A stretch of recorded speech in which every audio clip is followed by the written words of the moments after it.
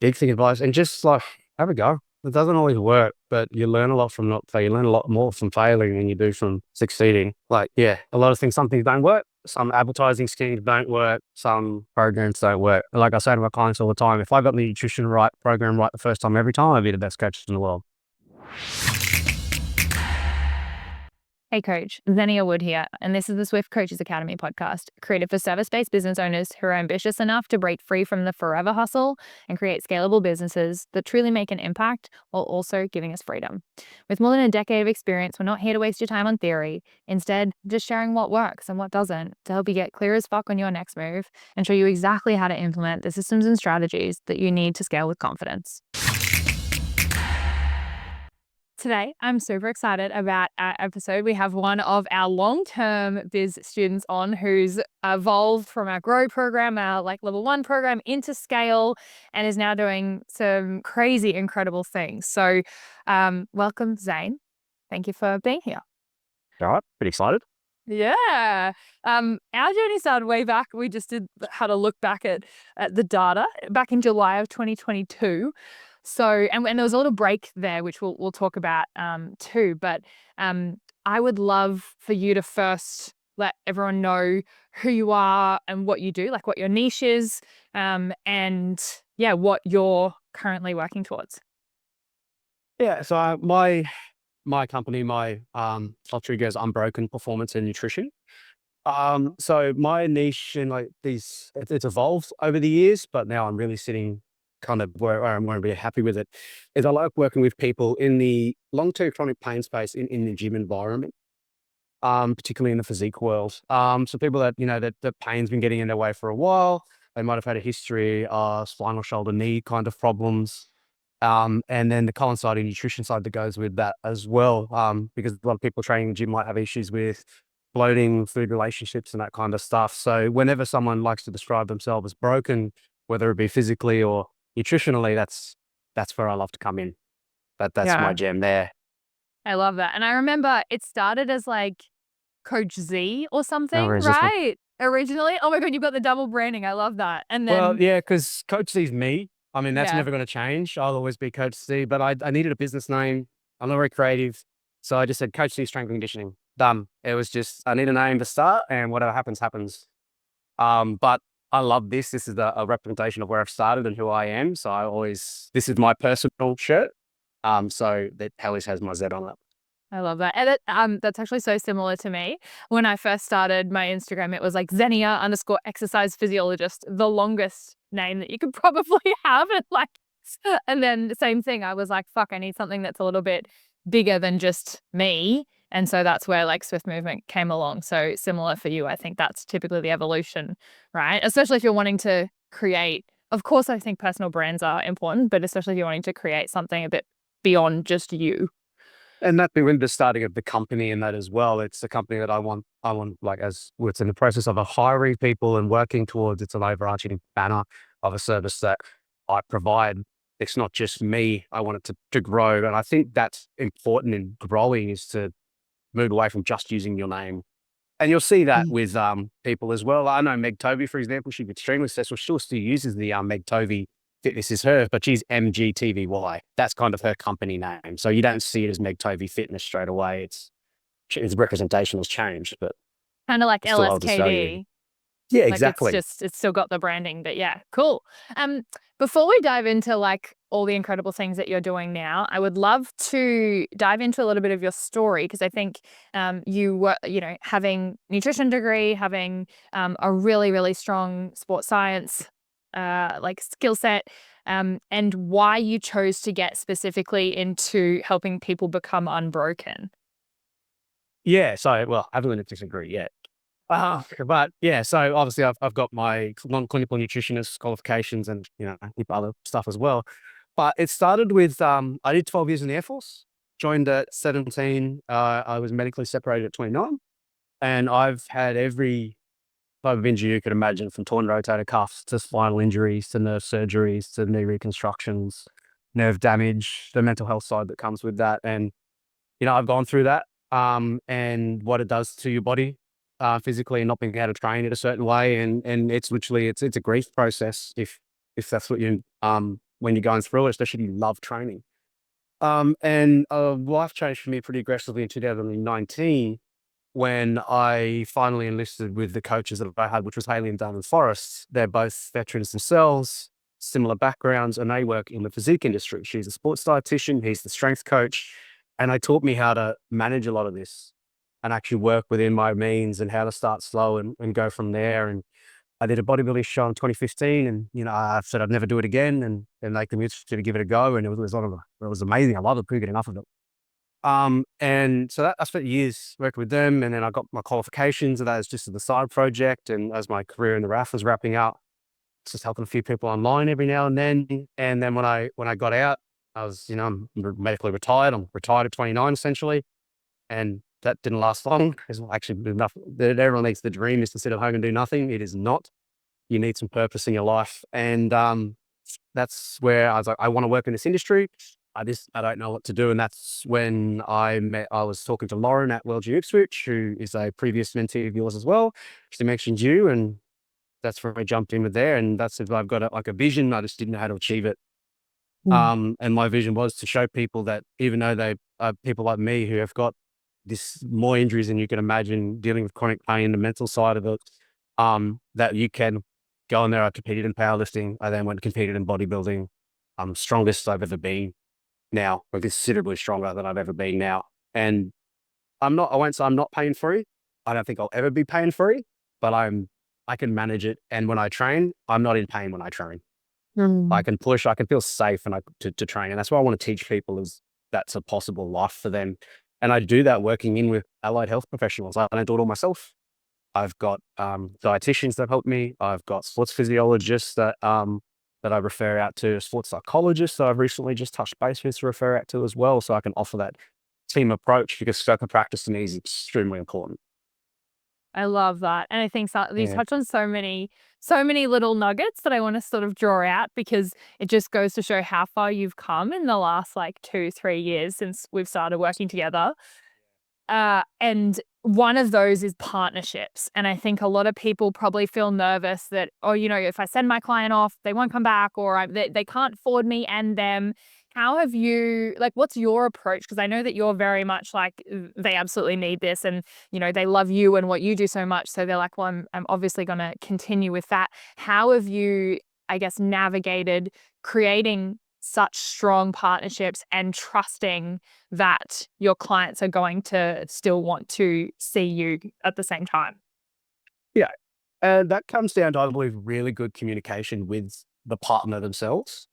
And they're filling a gap in what I'm trying to provide. Because like I said, we're providing the outcome. I'm not just providing a training plan and a diet plan. Like, sure, if that's what they were after, the physiologist and the nutritionist, am I really needed? Not really.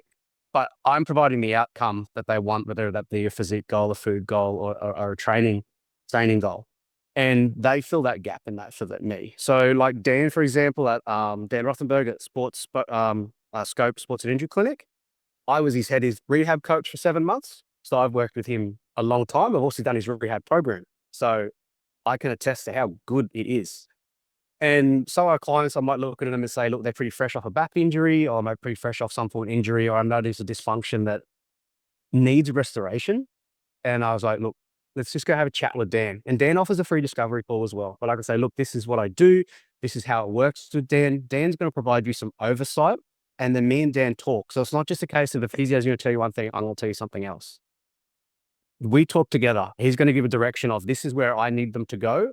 And I'll facilitate that in my programming with that. So they might need to touch base with him once a month, because I'm facilitating the work he needs to do. And the same thing works with the dietitian side of things. That's a little bit different, because we're talking people with gastric bypasses, diabetes, certain chronic digestive issues, where that's out of the scope of practice for me as a non-clinical nutritionist. So they have to take over their nutrition side. But ideal nutrition doesn't do training. So I speak to them and go, look, this is what the client wants to do. And I actually involve them when I do my Loom videos up, and I say, this is what we're aiming for in the program. I'll send that to Samantha and say, hey, this is what I'm doing. So she has an idea of their energy demands coming out. And the same deal, me and Sam talk. I get a copy of the program that they do, so I know what they're doing with that stuff. Same with the diabetics. I'm aware of their blood sugar levels and stuff. So like, I'll ask them to test during and test after to make sure that their blood sugars are sitting at a level that I know Sam wants them to work at. So So good. they're just filling the gap in there. And I never feel, and if I got to the point to say, Dan, for example, where I work with a client and they're in too much pain and they need to work with Dan, that's fine because that's the help they need right now. And at Mm. some point they're going to be feeling better and want to come back to the gym. And that's where I'll come back into play. And I'm okay with that. I love that. And I think it just goes to show the mindset of one, client centric. Like, what does the client need before, what do I need, or what does my pocket need in terms of dollars or whatever? And then number two, it's like, so yeah, client centered. And then it's just going from this approach of like, I can't do everything, so I need these people, and I guess being collaborative in that approach is awesome to, I guess, be from a place of abundance rather than scarcity and like, oh, they're never going to come back. I think that serves everyone best long term. It does too. And then we can specialize in the areas that we need to. And the team environment like that, and that's one of the things I tell the clients is like, this is not a case of you seeing 3 different or 2 different people separately. This is a team environment. We work together. We've all got the same outcome, which is your outcome. So it's not just 3 people saying 3 different things. We all get on the same page. So good. Yeah. So why don't we uh rewind for a second and give people probably a little bit more context. I feel like we dived in, but it's kind of the ADHD within you, and that probably diverges us, so that's okay. We love it. We love our ADHDers. We have like so many in the program now. I'm like, oh I goodness, it's pre-warn my clients, especially when I'm running my webinars. I say, I'm going to go on some tangents here, but I will come back. I love it. I love it. So let's go with, before you worked with me the first time and you were speaking to Lauren, who did really well inside our program and now and went off to kind of change career paths. What were the things that you felt like you needed before you joined the program? Like, where was your head at? So when I joined the program too, I didn't have an ABN. I didn't have a business team. I had nothing. So, and being in the Air Force for 12 years, I've essentially just been looked after the entire time. Like they told me where to go, when to be there, be on this plane, go here. So I've never had to run a business or worked in a business environment where I even knew how businesses ran, because I literally Mm. left high school, joined the Air Force and came out. So I needed that guidance on everything. How does the business work? What do we do? How do I talk to clients in the gym? How do I talk to that kind of stuff? Everything I needed. I needed help niching down. I needed help with learning who my avatar clients were. And that was what I'm talking about is like, what do you do? Like that, just getting that smashed through that. What do you do? Oh, personal trainer. No, everyone's a personal trainer. What do you do? Like learning what I do. That was a big thing because once I can work out that, that's where the rest of it will just flow. And as you know, what Mm. I do has changed slightly over the years. Like it's still the basic principles, just I've just gotten more down and pat on what I do. Totally, I would agree with that. I think even late last year, we were like talking about it, and I feel like we had this like kind of this catalyst moment where you're like, fuck it, I'm gonna niche down after like digging away at it for so long. Um, what were the things that gave you the confidence to niche down? Because obviously the thoughts that came up before that are like, will I have enough people, and what most people think, or like, it's a smaller market, I might get less clients, there's less opportunities. What made you comfortable and confident to niche down? Going down to experience as well. So like to say I want to be a physique coach that puts people on stages and stuff like that, you need to do it. And I had some pretty good success with the girls that I put on stage, and I've been on stage Okay, myself a few can we just back times. back the fuck up? It wasn't quote unquote pretty good success. It's like we've got a world champion, right? Well, not quite. So she's Australian pro, took out the Australian pro cards, and then she got an invitation to go compete in the Yorton Cup overseas, which is one of the biggest natural bodybuilding shows in the world. Because they're all polygraph tested, drug tested on the spot kind of stuff. Like it's the most elite testing you can do. And then there was 70 girls, 71, I think, girls in her division, and she got fourth. Okay, So she so got fourth she's in the bloody up US. there. Yeah, she's up there. Yes, no, she did really, really well. So, and then we're planning in 26 to we're skipping the entire Australian side and just go straight to the US. Smart, I think. And see if we can get her a first or a second or a third this time. So good, so good. So, I guess back to the question in terms of niching down, you feel like it was about, having results in that area to feel like you could step into the confidence and sort of hold space. Yeah, and just the other thing is like, it's that evidence of what can you do. Because I've gotten some girls and some guys pretty lean and that stuff, but getting someone lean and getting them on the stage are two different things.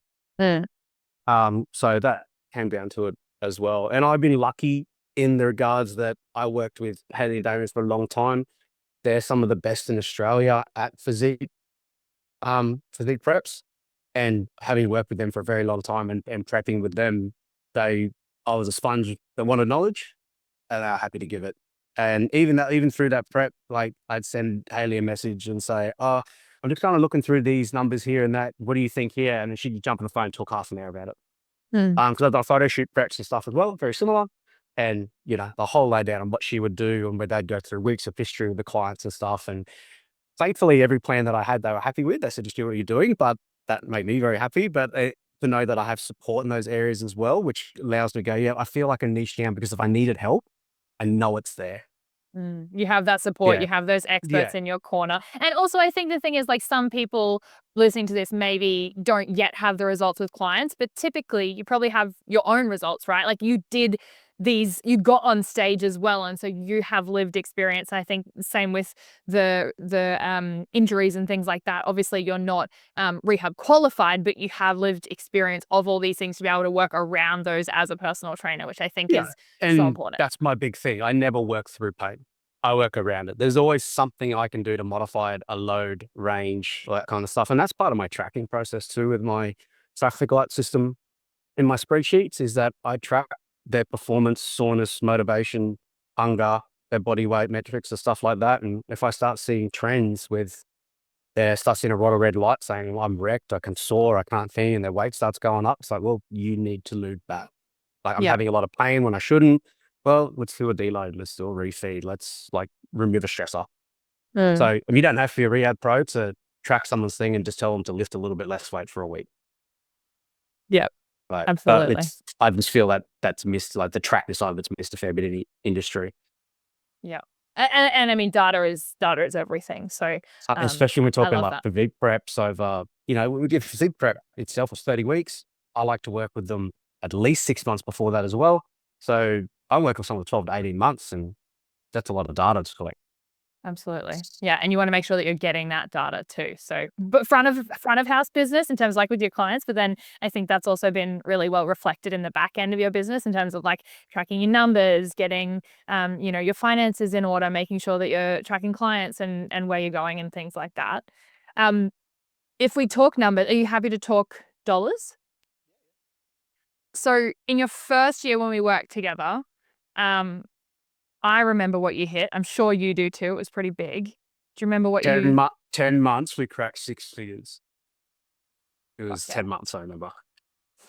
I feel like no one forgets that. They're like, this is the timeline. That's huge, right? That's, probably hitting more than 10K months to be able to get like, and this is like cash collected 100K. This is not like Yeah. projected, right? No, this was 10K was the months so that was estimated earning was the 10K at that 10 months. So I didn't physically have the 100. We just worked up to, I think was So that, you'd hit 10K months. yes, 8K. Yeah, So yeah, yeah. 8K months in that point. So we were earning, so the potential was 100 and then that went up quite fast from there. Yeah. So talk to us Yeah. about that. So we were on track or we'd hit our 8K months by month 10. Then we obviously you transitioned into our scale program to help to scale your business. And since then to now, what are you on track with now? And we'll also talk about like the model in your business, how that changed too. Yeah. So averaging now, obviously, was a slow month through the Christmas period. But averaging, I normally average around 13 to $15,000 months. So and even Christmas period with 3 weeks off was a $10,000 month. Which was good Hang to know on. a good I need idea you to of. say, I just need you to say that again, because I feel like if someone missed that, they're gonna be like, "Oh, okay," but, like, that's really fucking impressive, so tell me again what you Yeah, did. so I took 3 weeks off PT. It was my first holiday in 2.5 years. So, small Open. business life. So I took 3 weeks off PTing, and I was like, I still did a little bit of the online stuff on the side. I was making sure I did a fair bit of work leading up to it, but I made sure people's programs were done. I was still looking at check-ins to see if there was anything blindingly obvious that I needed to deal with. And clients were allowed to. I told them that I'm going on holidays. You're allowed to talk to me. Like, if you have questions, by all means. Pretty much no one reached out to me anyway because I was on holidays, which was nice. But I was more than happy to talk to them because I'm And they're still probably on providing us. holidays too, Yeah, no? Don't need and as much support? yeah, and then I just checked the numbers when it came back, and with 3 weeks off over the Christmas break, I still it's still $10,000 a month. Which, In I was looking forward to just seeing what that looked like, with going to uni full time and moving to a predominantly online service. I was interested to see what that would look like. so fucking good. And so, yeah, we'll talk about the uni stuff because we know it, but I think other people listening are like, "Oh my God, there's so much going on." What? So going from 8K months within your first 10 months inside the first year to hit the 100K projected, and then now we're making 10K months, not working for 3 of those weeks and making sort of 13 to 15 regularly. You've also mentioned a bit of like online and things like that. So let's talk a little bit about like where you started in terms of the model, in terms of how much you were doing face to face on the gym floor versus now, and then your future for the fact that you're going back to uni to get more study. Yeah. So I started.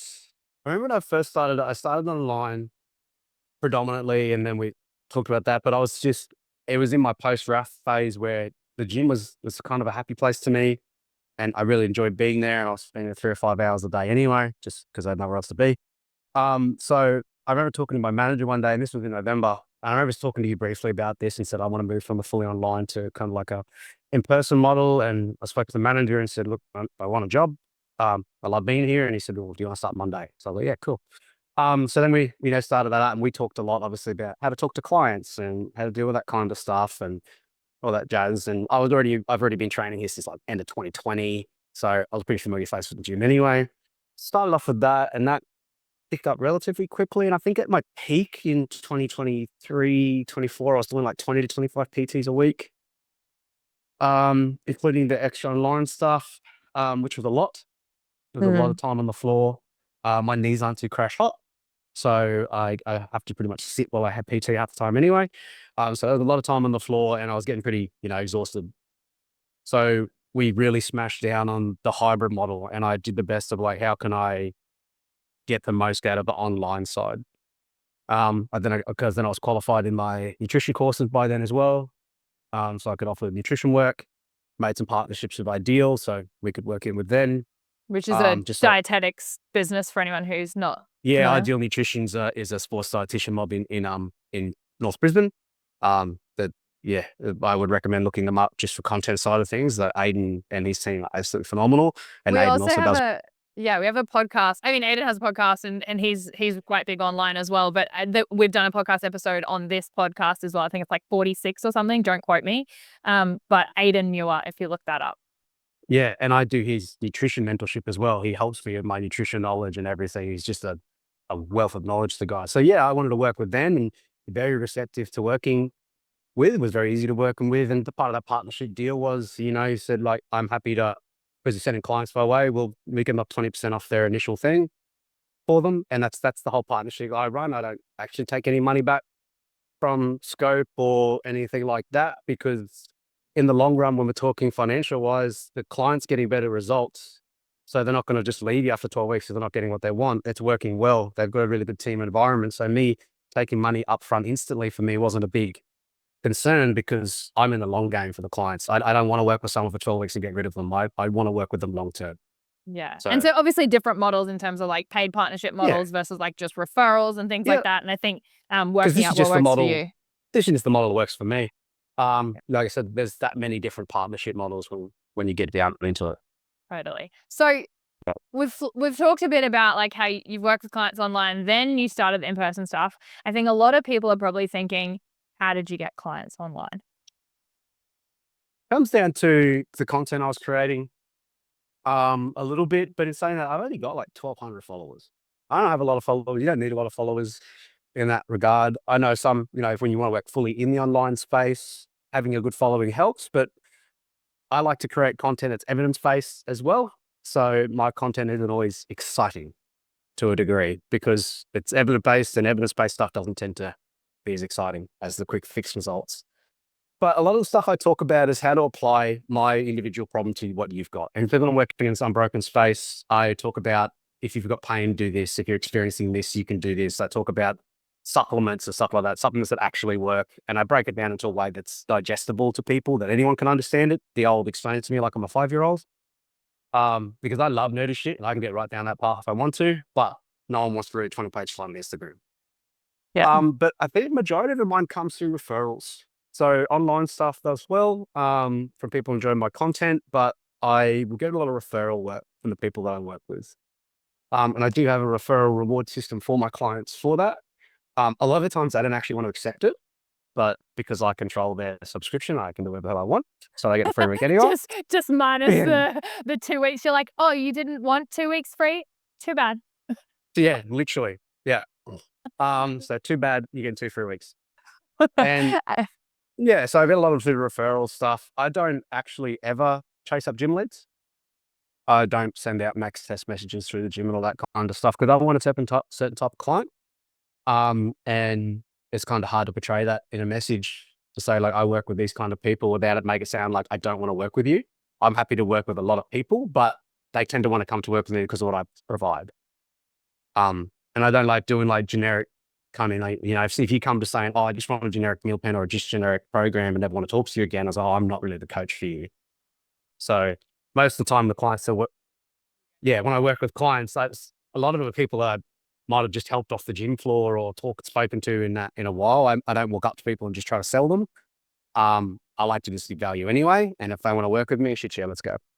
Yeah, I love that. And I think the main thing that I took away from that is that regardless of like where you're creating content and putting things out, I think it's about adding value specifically to your niche, whether you kind of realized how clear you are on it or not. But if you're talking about how to do this around your knee pain, like obviously you're really attracting those people who have that problem and you're solving that problem. So I love that. And then obviously like the referrals, but also having a referral system in place, which we've obviously implemented, I think is a really awesome bonus, particularly obviously when you're doing incredible things from the client journey perspective, and client care is huge for business and can't be undervalued in terms of the LTV or the lifetime value of a client, right? And for anyone listening who's like, what's LTV? It's the amount of money total that one individual pays you for the lifetime of them being a client of yours. So for example, if you charge, make it round numbers, $100 a week, someone stays with you for 2 years, that would be 2 years in weeks, which is 104 weeks. So that would be $10,400, quick math, yay me. So that's a lot of money to have from one person giving you. And so in terms of looking at the value of that client to you, it's probably worth investing in, whether it's mentorship, whether it's business coaching, whether it's advertising in some capacity or referral partners or giving kickbacks, like a couple $100 here and there is probably going to be far more beneficial in someone else's pocket who would really appreciate it than an extra 200 to your, Yeah. And when you've I'm got happy to high LTV. I'm happy to invest in the client. I'm happy to do webinars for free and upload them onto our community page. I'm happy to do technique work for some clients. So I'll have clients that submit technique videos and I'll go through Loom and do that. And I'm more than happy to just give that into my client thing. It's like, here's value. Like, this is the client I was having this issue. Here, go. It may relate to you. So I don't mind spending my own time to give that back to the clients. Because like you said, lifetime value, I'd rather work with someone a long-term value, because that's, I don't know if I'm using the word customers, but keeping old customers happy and doing well is more financially viable than just keep getting new customers all the time and turning and burning.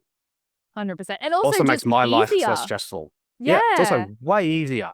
Talking Yeah, to people that you've known for 3 years rather than having to do, like, more sales calls and meet new people and create new relationships for sure. especially Um, when you're talking programming, nutrition programs and stuff like that. If you know how the person works and how that cuts your time down and how to work with people so quickly. And I think that's Yeah. probably like in terms of when we talk about like time it takes to create programs or whatever, if you are doing individualization, like people don't factor in that time, but it will add up over time. So I think that's, benefits everyone. What I'd love to ask are some of the challenges that you've had along the way, because we know that business is not without challenges, personally or professionally, to whatever extent that you would like to share. Because obviously, I know your story, and some of them have been pretty struggle street at times. What have been some of the bigger challenges that you've faced as a business owner, and um, what have you found have been the biggest supports for you? So understanding my business is one thing. Like writing programs in nutrition is easy compared to running a business. And that's because at the end of the day, like I'm not great at business. And I think that's where a lot of PTs fail. Like I don't live and breathe the business side of it. I like the other side of it, the technical side of it. But you've got to be a manager, you've got to be a director as well, a technician. So getting a good accountant, so shout out to Matt here, is like that changed a lot of things. To be able to give him a call, send him a message or an email with a problem and him to be able to explain it all in an email so quickly for me, like that saves a stupid amount of time as well. I know one of my biggest struggles with the fact is that like leading defense the way I did is I had a lot of mental health problems. And I still have mental health struggles that I deal with. So being able to manage stress and take your time, because that was one of our setbacks, is that we got big pretty quick and I wasn't ready for that. So I had to take a step back and do a little bit less and look after myself. So part of the struggles that people is they need to look after themselves Yeah. Oh, as well. Right. That's a big thing because even like people that don't struggle with a lot of mental health concerns, burnout's a real thing. So looking after themselves, prioritizing themselves, I struggled with that a little bit earlier on, but that came down to having better systems as well. Like, could I have a better system to do this thing? Can I have a better tracking system? What can I do with my programming and nutrition and kind of stuff to save me time in the long run as well? And offer less things. Offer oh, core, I'm so glad you offer said that. offer core products, and that's it. Don't offer 20 things because when you're going to manage 20 things, offer like 3 or 4. Yeah. I've got a couple of exceptions with like if they have to work with a dietitian, they might have a separate rate because they have to work with a dietitian. But other than that, it's like I offer core things. So I just don't have to do as much and get good at the things that I actually offer. I think one thing that keeps circling for me is simple scales, complex fails. And so to have simple Yeah. systems and have simple products and simple price points and simple offers that everyone understands and is clear and easy and has some sort of structure template to it. I'm not saying that like you absolutely can go down the route of doing one-on-one individualization and obviously charging a premium for that. Or you can go down the route of having the hybrid options, which we talked about earlier, where you do have some sort of templatized programming or whatever your business is, and then having the individualization within that or touch points being Yeah, individualized. 100%. So often enough, like now, I don't need to write a completely individualized, like top to bottom kind of program. And a lot of the times, because they follow a certain flow, depending where the client is, where in their journey, they might only be on a 4-day journey or a 5-day, or maybe they're even 3. So I have templates set up that are like prioritized to certain things. And then if they're dealing with a shoulder issue or something like that, we modify that part of the program. So all my programs are scalable, modifiable, a kind of thing. I don't ever give out the same one to 20 people because 20 people are struggling with different things. I don't often get a client that comes to me and says, I don't have shoulder pain, I don't have back pain, I don't have knee pain. That's very rare. And that's So because that's a testament to your niche and yeah, how you've because been that's what really I want. clear. Yeah. Yeah. Yeah. So I always have to modify and adjust things as needed. But yeah, like so having templates that helps. I think, yeah, I know pretty much every top end coach that I know is using some form of template. Yeah. Yeah. Because You're time's not our biggest reinventing the asset. wheel every time. Yeah. Yeah, totally. What do you think have been the most helpful things for you having been part of this program? And you also took some time away and then came back as well to rejoin Scale. So what were some of the reasons that I guess you did that? And then the things that you found really helpful? I can't even really remember the reasons I walked away, to be honest. I think, I think that was a mental health struggle when that yeah, happened. I remember I struggled a little bit. I wanted to calm down a little, just slow down with what I was doing and just maintain the growing too main quickly. yeah, I just wanted to maintain the rage essentially. And then, yeah, no, then the scale was like, all right, I want to step this up. I want to move into actually like a company and grow this up. And that's why the scale side of things. And, I worked with Jeremy a few times with that as well. He Who's was also another in, student? Yeah. yeah, yeah. We recently just did an 8-week nutrition education course for his gym Powerhouse 4053. So I had like 15 of their members, and every week I did nutrition education webinars and stuff, and sent them copies of it so they could watch. So that was like another little partnership that I think I did with Jeremy. Yeah. And I love that. We've So created there's so like you're not the only one like having partnerships created within the students of the program. And I think the support from the others in the group and bouncing ideas is just so invaluable. 100%, because there's so many of us that we have the same problems. And we might be able to overcome them different ways or learn from different people at the same time. Because obviously you're working with an array of health professionals, not just personal trainers.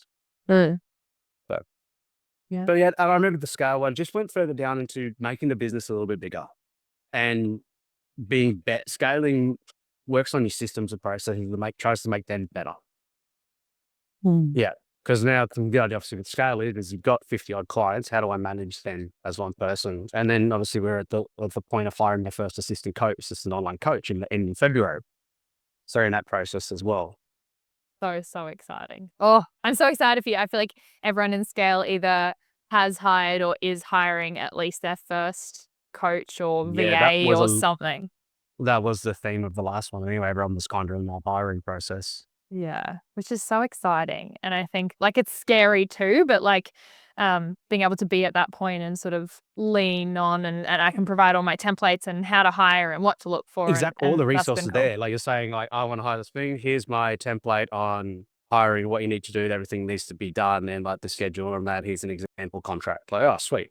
I don't have to comb Google or talk to a lawyer or do anything. Here's just, here you go. Yeah. Yeah, I sometimes I don't realize how much stuff is inside. Like I'll be like, "Oh, I've got a template for that. Oh, I have contracts for that in the program already. Like you just need to go to this section." So, I find that just being able to I guess leverage that and obviously what's mine is yours in terms of d- not legal advice whatever but like we do have waivers and legal templates and stuff which would cost you to like a couple $1,000s to go do on your own but then we just have them there and it's like what's there's not a huge difference business to business just the model stuff. Yeah. Well, my current, sorry, client contract is still the original one you sent me 2.5 years ago. It And just it gets works evolved. perfectly Yeah. fine. It just gets evolved as the Yeah. company evolves. So good. Yeah. What else have you found to be really helpful in terms of being a part of the Biz Academy over the last 2+ years? Just as whenever I seem to have a problem, there is some form of answer. And if Mm. you don't have it, you know someone who does. And as is connecting in with people. So you're still like your middleman, like myself, to other professionals. So whether accountants or law help or like my wild co-creative Kira, Your like web designer. she Yeah. did my web design. No, this one, she did all of that, all of this. That's all Kira. So like, I had a vision, full with words, and design, but I said to Kira, like, this is what I want to do. This is how I do it. And what she created, and she managed to put what I was saying into words that I couldn't express. Like working with her was awesome, such a great experience. And Jeremy did, and Lauren did, and I got Britt, my PT next door neighbor, to work with her. And now Britt's got a whole new rebranding and company all under Kira as well. So like just being able to connect with people, experts in the industry that are tried and true, proven. Mm. And then the webinars as well. You're always talking to someone who's for social media or SEO or stuff like that as well. So you've always got your webinars that are available to us to like, if we miss it because we're working, we can go back and watch it. Hmm. I love Like the that. one I on think, Claire on systemizing was fantastic. I remember watching that one ages ago, yeah. including like using mailing systems and stuff. Yeah, in terms of, like, setting up, like, an email marketing and having no idea, like, just the actual tangible, like, this is step by step how you do it. Yeah. There's so much in there, hey? And I love what you said in terms of it's kinda like my inner circle or my black book of contacts in terms of, like, people who I personally use and I've vetted and who are gonna get you a good result in without you having to go and, like, search and research and find someone, and they don't understand your business, and so all these people are specific for what we do and already get it, understand it, and can just sort of, like, click into your business seamlessly. Yeah, and It's you awesome. teach us how to do that too, which is how why I have so many partnerships and all that kind of stuff. Because you don't see that in the PT world, and that comes down to what you were talking about earlier. Is that I don't want to share someone because I might lose a client. But Mm, that's not really how it works. But learning how to create professional relationships with people so that I always know a guy.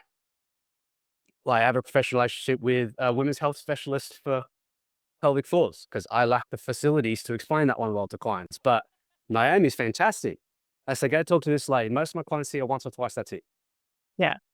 Because she's a lifter. She works in this space. Like, because I work in the performance and the strength space. So all of my referrals are people in the strength and performance space. So you're not going to go see some generic professional. You got to see someone who's good at this area. And Mm. yeah, I think that was a missing part. Still a missing part of this industry. Yeah, totally. I totally agree. I think, sometimes when we talk allied health, people will be willing to refer to people who are, like, totally outside of their scope in terms of, like, I don't know, if you're a dietitian and they need someone for a podiatry thing, it's like, of course you can't help them, but I think when there's, like, exercise physiology versus physio versus PT and the lines could be a little blurred. I think there sometimes are some hesitations and nervousness around that. But as we've sort of proven today, like it only enhances both the client experience, the LTV of that, and then just their results and outcomes as well. Yeah, exactly. Yeah. Awesome. Yeah. Um, So let's talk about like, so you've decided to go back to uni. Talk to us about what that is, what you're doing, and then what we're doing from a business perspective, because you've been hybrid in person and online for a while now, and we're shifting that a little bit. Yeah. So, because we've been talking about uni for a minute now, for a while, and it comes down to there's a severe lack in the industry of the physique industry, particularly when we're talking like bodybuilding preps and stuff like that for dietitians. I only know of a handful Mm. myself, which most are in Brisbane, and it's an area with scope of practice that I can't work in. Obviously, and I've had to refer a lot of clients out, clients that I like really love working with, and I want to fill that gap in the industry. And as you know, nutrition for me is a passion subject. I love it. I love talking about it. I love getting into the nerdy side of the things. I've done so many posts, course nutrition subjects through Clean Health and my Cert 4 and any physique study course that comes out, I pretty much give it a go. So for myself, I really wanted to do it. I really want to fill this gap in, but obviously that leaves the issue with like, how do I manage a business? How do you do full-time uni and lab work and all that kind of stuff? So we started tapering down the amount of in-person clients we started at the end of last year. So at the moment, I think my busy week was last week was 15. I'm now sitting at about 10 PTs a week now. And then that will even probably drop into that 5 to 10 working around uni schedules and then getting better at the online side of things. And that's where I touch base with like Ash at Forward Moose to talk niche PT software and systemizers and stuff to like, how can I do more for my clients with less time? And that's also where the assistant coach coming in as well is to fill some of that time in as well to be able to help my clients. She works more. She's still learning her way in the sport world when it comes to nutrition. That's my job to teach her, to get her better. And then, but she'll be working with some of my more general type of clients and then getting some more experience and a couple of joint clients as well to learn. So yeah, we've been moving more to still a hybrid model, just a lot less in time in person. And so, obviously, you're talking about dropping your in-person clients, but can you talk as well about, the online and the transition to that, and how many total clients? Because you haven't really dropped any actual like total clients, right? They've just most of them are No. transitioned just to online or Yeah, reduced so face to face. working when the way I work, I don't just work with clients like one-off sessions on the gym floor kind of thing. I work with people in the case of my coach. When I'm working with someone, I'm coaching them. They're online and in person. So they get that type of thing anyway. And as we talked briefly about, like in our chat the other day in our mentoring session, like everyone gets a check-in. I just do the check-ins in person with them at the time because I'm going to see them in person. So they're still getting their online nutrition and training support. We just might do a bit of that in person versus the online. The only difference is now, instead of seeing them in person, they're going to submit their training videos to me through the form, and then I'll just go through all of that in their weekly check-in and that as well. And obviously they drop to the online rate. So they still get the service. They just won't see me as much in person. So yeah, definitely it's not a case of dropping clients. It's just changing the model and the way that I see them. And I think that that's something that is so important that a lot of coaches miss, is because they don't think about when their model is going to break, which is obviously what we brought up yesterday in our group coaching call, is like making sure that your model is sustainable for the number of clients that you're wanting to take on or the dollars that you want to bring into the business. Yeah, exactly. It needs to be something that you can handle in the environment that you're in, because I love what I do. And if it stresses me to the point that I don't, then there's a problem. So it needs to be enjoyable and sustainable. I've also got two young boys and a wife, and a big part of my day is I pick my boys up from daycare and I spend the afternoon with my kids, and that is a non-negotiable for me. Yeah. So you need to make sure that your business and matches the outcomes you want. It's not Mm. just about working as many hours as you can a week to make a lot of money, because you don't have a lot. Fucking preach. Oh, and Yeah. so what has that done for you? Like, I know it's like in the transition phase, but in terms of like income that you're bringing in, we said that you're currently sort of 13 to 15K months. Is that with the change in place of doing less, like these sort of 10 face to face, or have you modeled that out, and is that looking like it'll stay similar? It will stay similar if I bring on more clients, essentially. Yeah. So And at the moment, they'll still be sitting around $10,000 months, just on the online kind of thing. And I did some numbers yesterday with that format we went through in the spreadsheet. And I know I need to pick up some more online clients, but that all comes down to if I want to as Mm. well. So I'm happy where I am now, and it all depends on, like I was saying to you today, I'm sorting out my uni schedule. I'll see what the hours look like that. I'll see what the study hours look like. And then that's going to dictate kind of if I want to take on, like start looking for more clients, or just, work where I am now. So good. Or whether Um, you transition them to your assistant coach, right? And then 100%. yeah, Yeah. so good. And I love that, like being able to, I think the biggest thing that I'm hoping that I'm helping you and the others in the program is to be able to create choices, right? Like choose whether you want to take on more clients rather than being like, holy fuck, I need to. Or choose whether you have a model where I only want to see 5 clients in person and I can still make 10K months. And that's what serves me for that reason. Or fuck it, I want everything in person and I'm happy to, make 20K months, but I'm going to work 40, 50 client hours a week, or whatever it is to service that. Yeah. And like it comes down to it, I don't really have an issue with doing 20-hour week, 25 PT the week. I love working with clients. I love working on the floor. It just came down to that's with the life that I want to lead with the uni stuff, is just not feasible. But Yeah. I don't want to stop working on the floor because I love working on the floor. I really enjoy seeing clients. It's just whether I see some of them weekly, fortnightly, it just might change in how often I see them or when I see them. But I don't want to, even if when I become a qualified dietitian, I still intend to do some PTs on the floor with particular clients.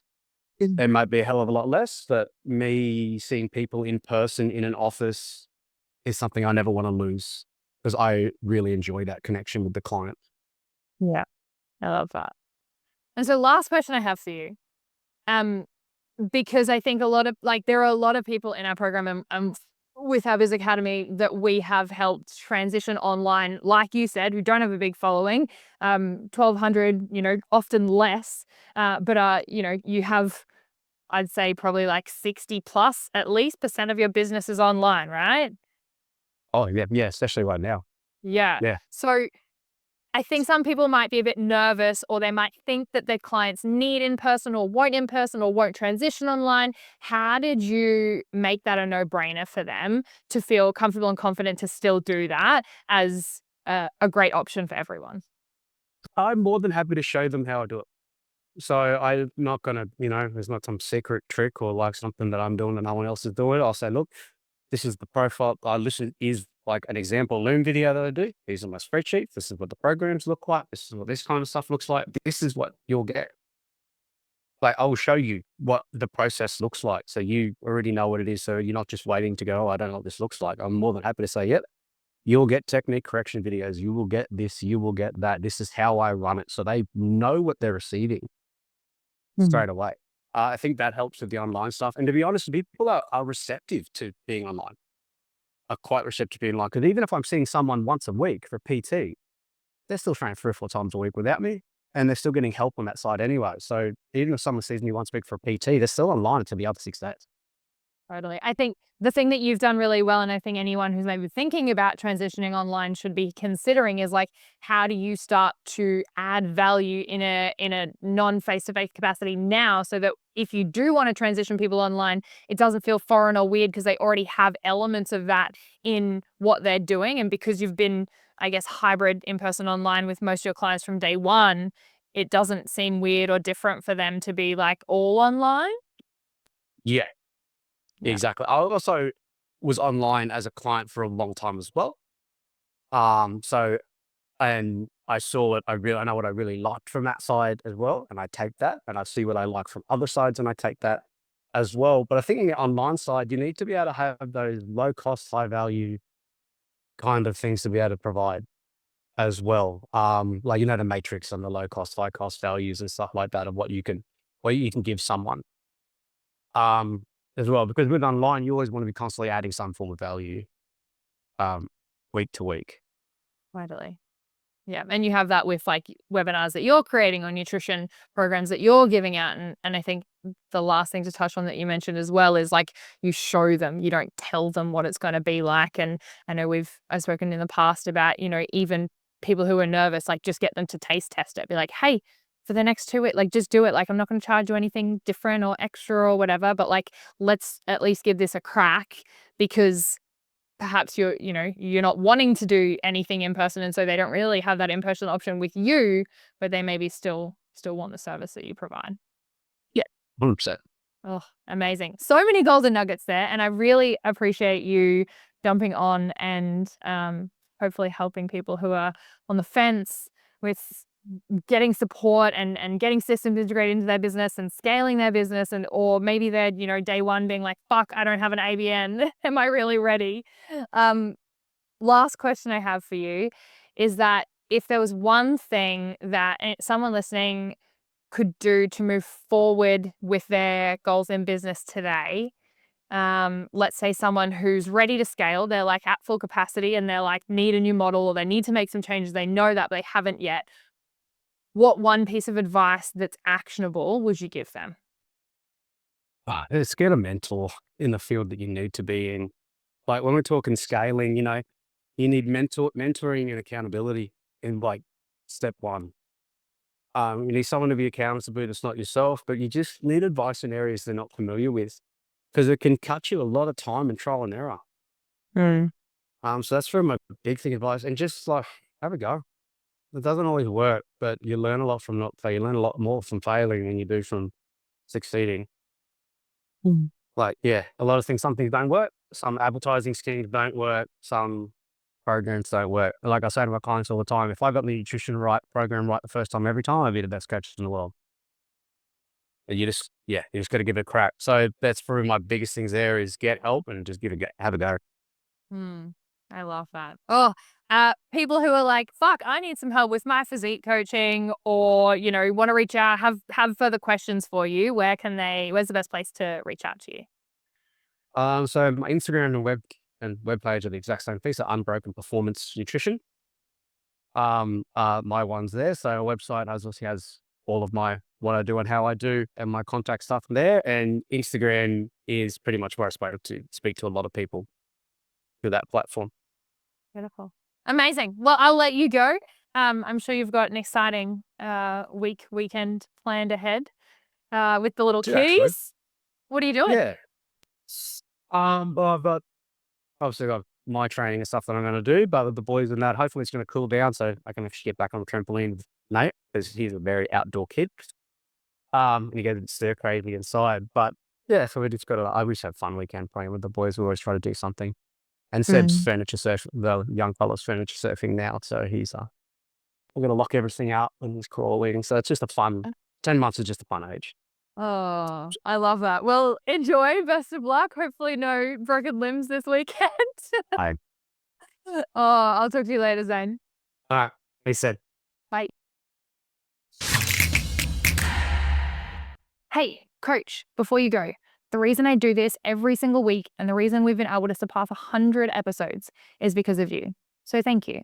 We're on a mission towards never seeing another coach leave the industry because they didn't have the skills or the confidence to scale. So if you haven't subscribed yet, make sure you do that before you forget.